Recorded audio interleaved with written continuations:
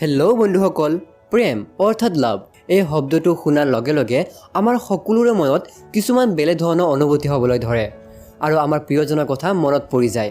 বন্ধুসকল, বহুতো মহান প্ৰেমিকে প্ৰেমক লৈ বহুতো ধৰণৰ বেলেগ বেলেগ মতামত আগবঢ়াইছে, কিন্তু প্ৰেম মানে কি সেইটো কোনেও ক'ব নোৱাৰে, কিয়নো প্ৰেমৰ সংজ্ঞা শব্দৰে প্ৰকাশ কৰিবই নোৱাৰি। প্ৰাচীন কালৰে পৰা বহুতো প্ৰেমিক প্ৰেমিকাৰ কিছুমান মহান প্ৰেমৰ কথা আমি নিশ্চয় শুনি আহিছোঁ। ঠিক সেইদৰে আজি আমি জানিম থাইলেণ্ডৰ এজন মহান প্ৰেমিকৰ কিছু ভাল লগা কথা। তেন্তে বন্ধুসকল, মই সুহেব, আপুনি চাই আছে জানু আহক ইউটিউব চেনেল। ভিডিঅ'টি শেষলৈ চাব, লগতে চেনেলটি ছাবস্ক্ৰাইব কৰিব নাপাহৰিব। এই ব্যক্তিজনৰ নাম হ'ল চাৰ্ডিল ডেফি। ডেফি নৰ্থ ইষ্ট থাইলেণ্ডৰ এজন টিভি ডাইৰেক্টৰ।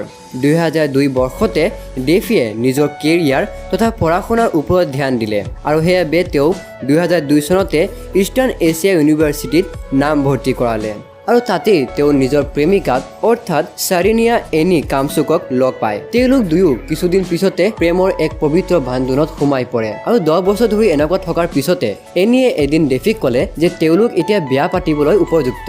কিন্তু ডেফিয়ে তেতিয়া ক'লে, আগতে মই কিবা এটা ভাল চাকৰি কৰি লওঁ, তাৰ পিছত ভালদৰে ছেটেল হৈ যোৱাৰ পিছত মই তোমাক নিশ্চয় বিয়া কৰাম আৰু ছেটেল হ'বলৈ বেছি দিন নাইও।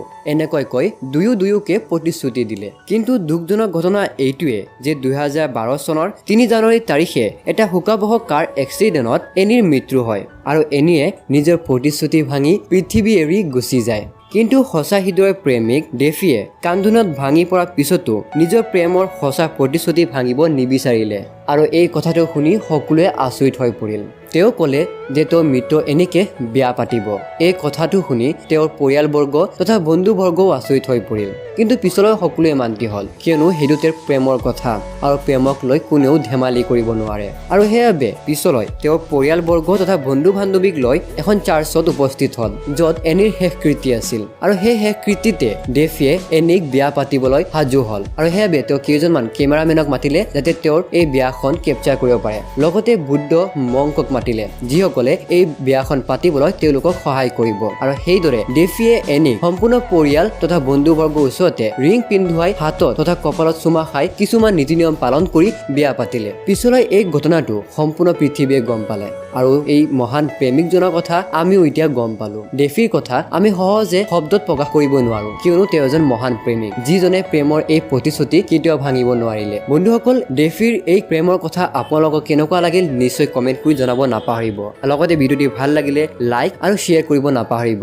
লগতে এনেকুৱা ধৰণৰ ইণ্টাৰেষ্টিং ভিডিঅ' আগলৈ চাবলৈ আমাৰ চেনেলটি ইতিমধ্যে ছাবস্ক্ৰাইব কৰি হৈছে বুলি আশা থাকিল। লগতে ঘণ্টা বাটনটো দবাই দিয়ক, কিয়নো আগলৈ মই এনেকুৱা ধৰণৰ ইণ্টাৰেষ্টিং ভিডিঅ' আৰু দি থাকিম। তেন্তে আজিৰ বাবে ইমানখিনিয়ে, লগ ধৰিম নেক্সট ভিডিঅ'ত। ধন্যবাদ। জয় অসম, জয় ভাৰত।